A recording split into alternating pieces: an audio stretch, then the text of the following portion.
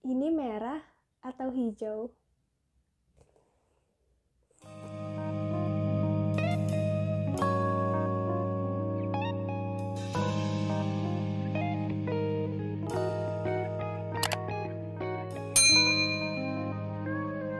Halo, Desri di sini dan hari ini saya akan mereview materi yang kedua, yaitu tentang triase medis. Karena untuk soal yang tahun kemarin itu keluar tentang triase medis, yaitu di soal tuh pertanyaannya begini. Jadi ada suatu kasus pasien datang ke IGD, saya lupa penyakitnya apa. Nah, di situ ditanyakan untuk kasus yang demikian itu triase medisnya atau warna yang digunakan itu pakai warna apa? Oke, sebelum kita lebih lanjut, kita lihat dulu formulir IGD yang ada triasenya. Check it out. Wait, tapi kenapa ya kita sebagai perekam medis kok kita harus tahu triase dan kita harus tahu warna-warna apa saja dan itu artinya apa?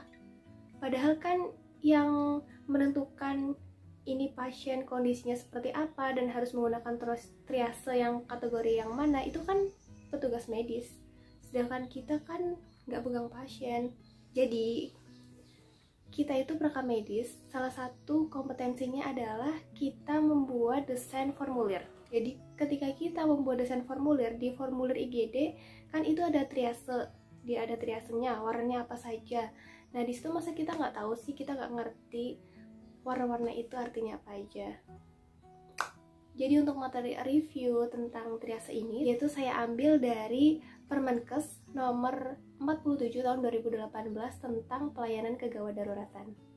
Triase yang dimaksud di sini adalah proses khusus untuk memilah pasien berdasarkan tingkat cedera atau penyakit yang diderita pasien, sehingga itu akan menentukan pelayanan atau intervensi kegawat daruratan mana yang akan diberikan kepada pasien.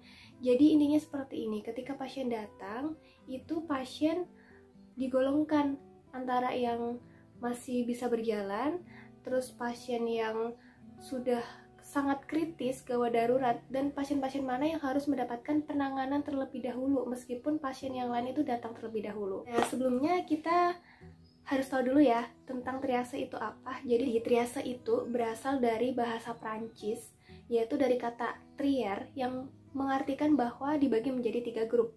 Jadi yang pertama adalah dikembangkan pada saat pertempuran, kemudian yang kedua itu adalah pada saat bencana, dan yang ketiga dilaksanakan di pelayanan gawat darurat atau di IGD, yaitu pada tahun 1950 atau 1960 dengan 2 alasan. Yang pertama meningkatkan kunjungan, yang kedua meningkatkan penggunaan non-urgent. Di sini kan sekarang kita bisa tahu nih antara pasien yang satu dengan pasien yang lain, pasien mana yang harus diprioritaskan terlebih dahulu. Nah, di situ mari kita lihat warna-warna apa saja yang digunakan di kategori triase. Yang pertama adalah warna merah, dan artinya adalah pasien ini harus mendapatkan prioritas yang pertama karena pasien dalam kondisi yang kritis dan harus mendapatkan penanganan yang segera. Dan untuk contohnya adalah kecelakaan dengan luka yang sangat parah, atau misal ada gagal jantung atau stroke, tersumbatnya jalan nafas, perdarahan, shock, dan kehilangan kesadaran.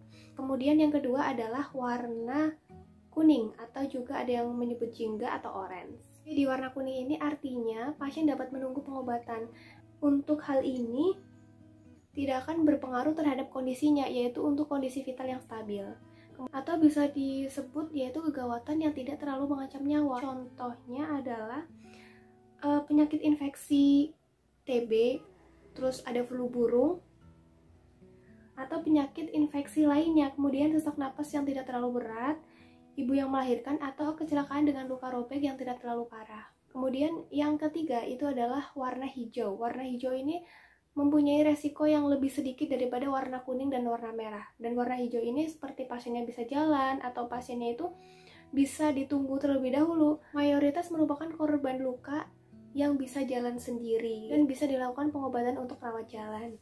Kemudian yang terakhir itu adalah warna hitam. Warna hitam ini artinya pasien sudah meninggal atau mempunyai tanda-tanda kehidupan yang sangat sedikit. atau tanda-tanda kehidupan yang terus menghilang setelah dilakukan rekam jantung, yaitu dengan ciri-ciri pupil melebar, adanya luka lebam. Namun juga ternyata berdasarkan informasi yang saya dapatkan, pompa jantung juga masih bisa dilakukan jika masih terdapat ventricular fibrillation atau ventricular tachycardia. Setelah dipastikan pasien benar-benar meninggal, kemudian dibawa ke ruang jenazah. Triase ini dapat berubah-ubah sesuai dengan perubahan kondisi pasien. Ketika triasenya warna hijau, kemudian kondisi pasien semakin parah, itu bisa berubah menjadi warna kuning atau warna merah, atau bahkan mungkin meninggal, seperti itu. Jadi mungkin cukup sekian untuk review materi hari ini, dan semoga bisa bermanfaat. Dan apabila ada yang perlu ditambahkan, silahkan ditambahkan di kolom komentar. Dan jangan lupa klik tombol subscribe biar saya lebih semangat lagi untuk membuat atau untuk mereview materi-materi yang kemungkinan akan keluar di tes SKB rekam medis tahun ini. Dadah!